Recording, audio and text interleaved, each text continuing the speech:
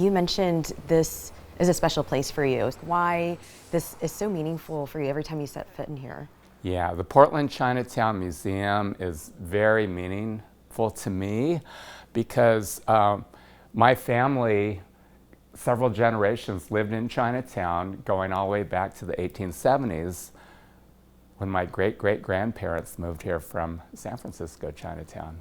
Darby Lee Poe Price is a docent for the Portland Chinatown Museum who enjoys leading in-depth tours. While telling me about the Chinese Exclusion Act of 1882, he explains how it directly impacted his own relatives. This is a photo of my great-great-grandfather in 1903 with his three youngest sons. Darby's great-grandfather, Joe Chin, used this picture as part of an application to return to China to find a second wife. That's after his first spouse died. He had a store to run and couldn't take care of the young children on his own. So he came back from China a month later after finding a wife, and they told him, you can't come back in because you don't have proper documents saying that you ever entered the U.S. legally. Despite living and working in the U.S. for many years, Darby's great-grandfather and his new wife were forced to go back to China.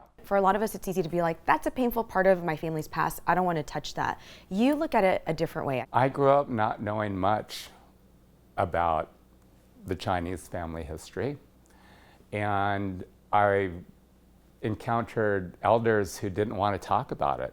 They said, well, that was really unpleasant. You know, that was then, this is now. Let's just talk about now and the future. But then there were other elders that would talk about it, and I would ask them a lot.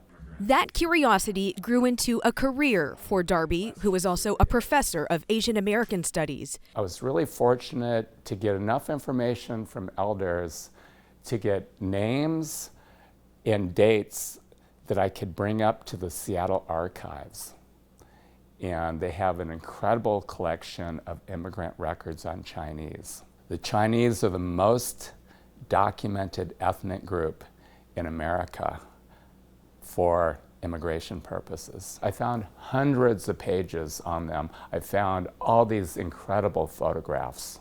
And now read the interviews and just get full histories. I was approaching it like a detective, like an investigator, like, wow, you know, like a researcher. Through that research, Darby also discovered how his great-grandfather Joe had quite the determination to return and resettle in the U.S. So he found white witnesses that had done official business with him, like tax collector, the person who had collected the bill for the cemetery for his wife, and they came forth and they said, yes, we've known this man for 15, 20 years.